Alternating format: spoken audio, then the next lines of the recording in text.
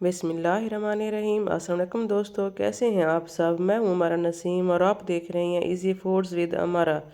हमारी आज की बहुत ही गज़ब की बहुत मज़ेदार शानदार रेसिपी है।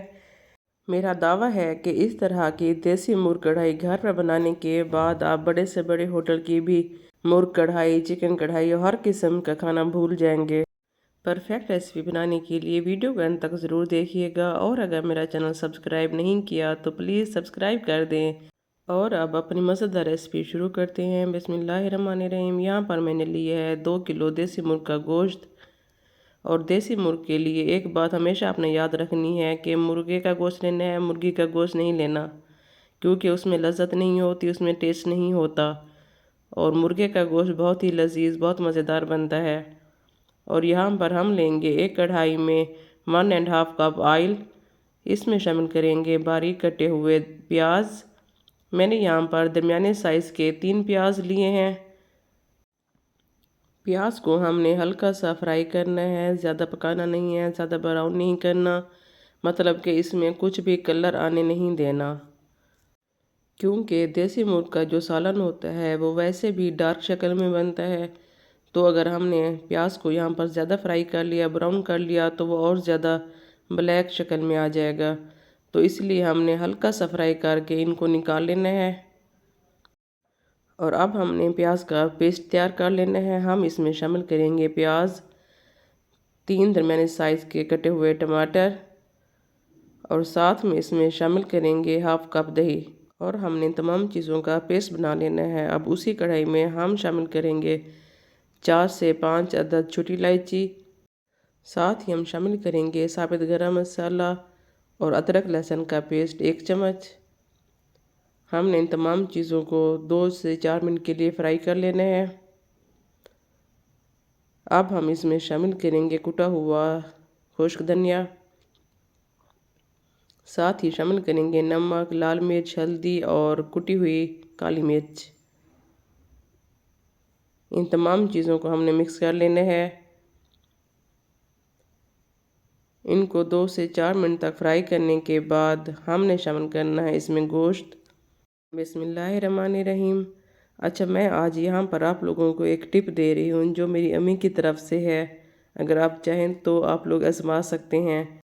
मेरी अम्मी कहती हैं कि गोश्त जब भी पकाएं, गोश्त डालते टाइम एक तो हर बार बिस्मिल्लाह पढ़ा करें, साथ ही गोश्त को दोनों हाथों के साथ शामिल किया करें।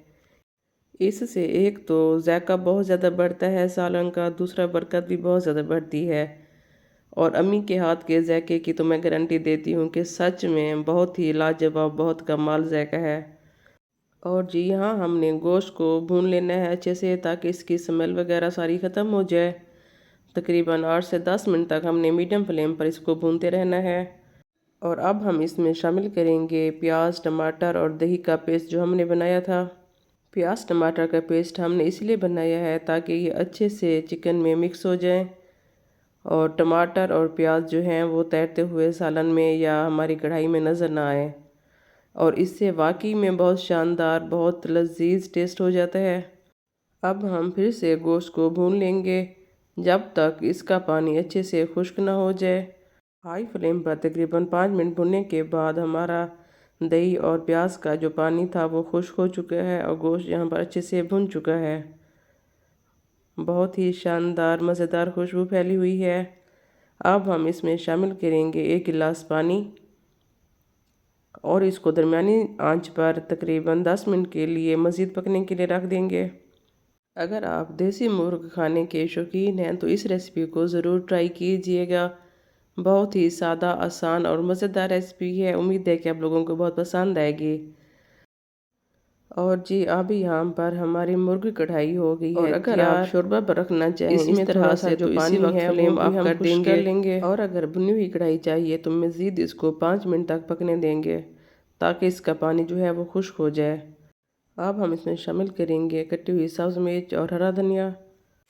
मेरी कोशिश होती है कि आप लोगों के लिए बहुत ही सादा, आसान और मज़ेदार रेसिपी लेकर आऊँ ताकि आपके घर में मौजूद चीज़ों से ही तैयार हो सके और उसका जायका भी बेहतरीन हो।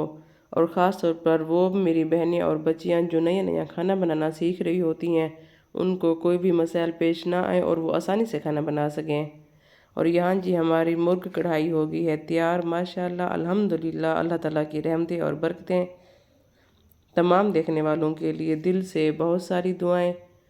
खुश रहें, आबाद रहें, हंसते मुस्कुराते रहें, दुआओं में याद रखिएगा। तो मिलते हैं अपनी अगली रेसिपी के साथ। अल्लाह हाफिज़, टेक केयर।